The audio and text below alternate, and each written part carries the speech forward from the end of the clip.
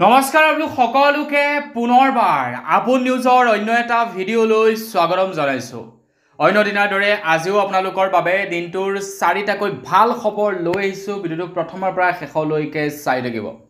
অসম চৰকাৰৰ ফালৰ পৰা আপোনালোক সকলোৰে বাবে ঘোষণা কৰা সেই 4টা ভাল খবৰনো কি সেই সম্পৰ্কে মই আজি আপোনালোকক এই ভিডিঅ'টোত ডিটেইলছত জনাম। তো আপোনালোকৰ বাবে ওলোৱা সেই 4টা ভাল খবৰৰ বিষয়ে জানিবৰ বাবে ভিডিঅ'টো সম্পূৰ্ণকৈ চাব লাগিব। তো ভিডিঅ'টো প্ৰথমৰ পৰা শেষলৈকে চাই থাকিব। মই শ্ৰীপান্ত গগৈ, আপোনালোকে চাই আছে আপোন নিউজ। আহক আৰম্ভ কৰোঁ আজিৰ ভিডিঅ'। আগবাঢ়িছোঁ আজিৰ প্ৰথমটো ভাল খবৰৰ ফালে। প্ৰথমটো ভাল খবৰ দিয়াৰ আগতেই লাইক এটা কৰিবলৈ নাপাহৰিব আৰু চেনেলটো যদি এতিয়ালৈকে ছাবস্ক্ৰাইব কৰা নাই তেন্তে চেনেলটো ছাবস্ক্ৰাইব কৰি ল'ব, এনেধৰণৰ খবৰবিলাক নিতৌ যাতে এই চেনেলটোত পাই থাকিব পাৰে। তো আগবাঢ়িছোঁ প্ৰথমটো ভাল খবৰৰ ফালে।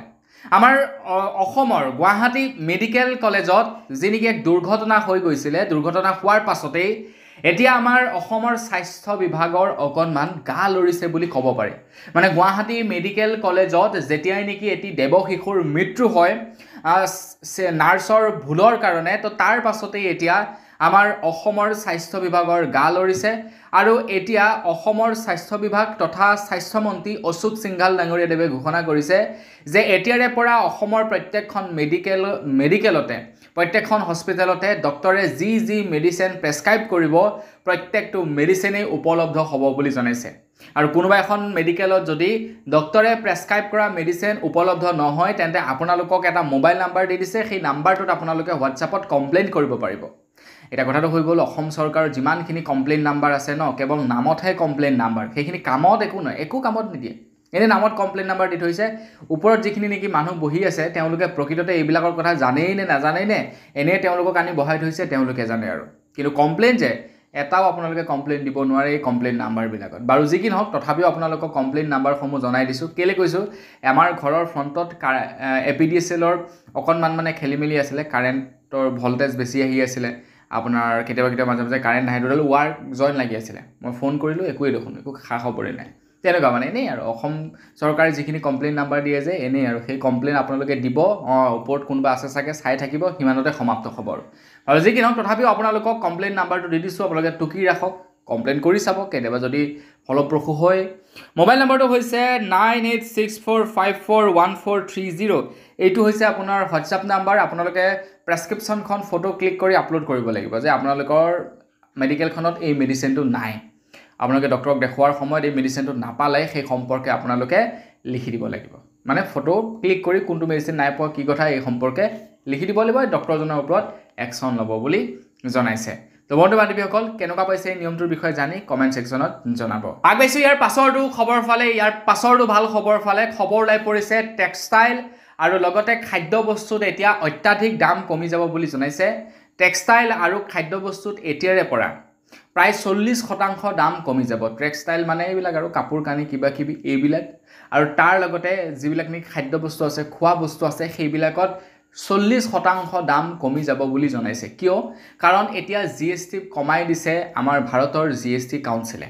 ভাৰতৰ GST কাউন্সিলে কি কৰিছে, এতিয়া টেক্সটাইল আৰু খাদ্য সামগ্ৰীৰ ওপৰত কেৱল 5%হে GST আৰোপ কৰিব বুলি জনাইছে। টেক্সটাইল আৰু খাদ্য বস্তুৰ ওপৰত মাত্ৰ 5% GST। আগতে আপোনাৰ 18% GST লাগে, এতিয়া 5%লৈ লৈ আহিছে।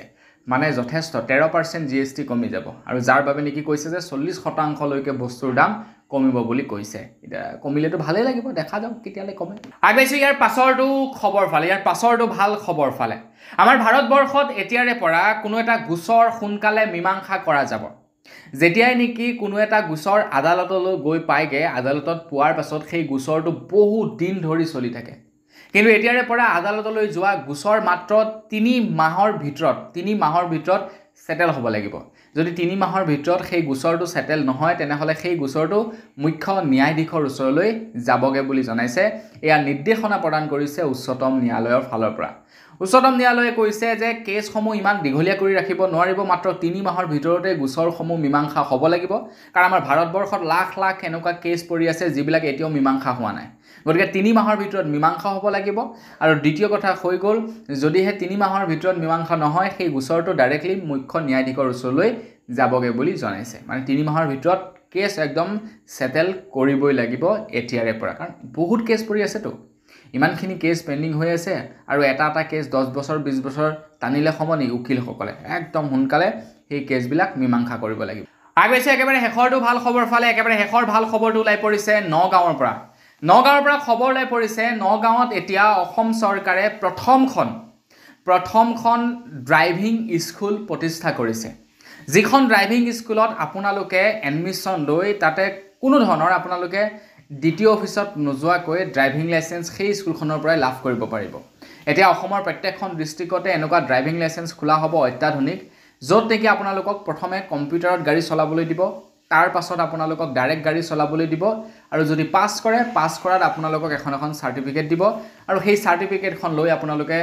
লাইসেন্সৰ কাৰণে আবেদন কৰিব পাৰিব আৰু সহজতে আপোনালোকে লাইসেন্স লাভ কৰিব অসমৰ প্ৰত্যেকখন ডিস্ট্ৰিক্টতে এনেকুৱা ড্ৰাইভিং লাইসেন্স এতিয়া খোলা হ'ব অসম চৰকাৰৰ জৰিয়তে আৰু যিখন নেকি নগাঁৱত খুলিলে সেইখন অসমৰ মুখ্যমন্ত্ৰী ডক্টৰ হিমন্ত বিশ্ব শৰ্মাদেৱে উদ্বোধনো ইতিমধ্যে কৰিছে অকল এয়াই নহয় যে নগাঁৱৰ মানুহে তাতে লাইসেন্স ল'ব পাৰিব বাহিৰৰ মানুহে গৈও ল'বগে পাৰিব সেইটো কোনো আপত্তি নাই কিন্তু আপোনালোকৰ যদি ল'বলৈ মন আছে নগাঁৱত গৈ লাইসেন্স তেনেহ'লে ল'বগে পাৰে কোনো ধৰণৰ আপত্তি নাই তো বন্ধু বান্ধৱীসকল বস আজিৰ ভিডিঅ'ত জনাবলগীয়া খবৰ ইমান কেইটা আছিলে খবৰসমূহ জানি কেনে পালে কমেন্ট সেকশনত জনাব যদি ভাল লাগিলে লাইক এটা কৰিব চেনেল যদি সাবস্ক্ৰাইব কৰা নাই সাবস্ক্ৰাইব কৰি ল'ব পুনৰ এটা ভিডিঅ' লগ পোৱাৰ খালি বিৰাম মাগিছোঁ ধন্যবাদ জয় অসম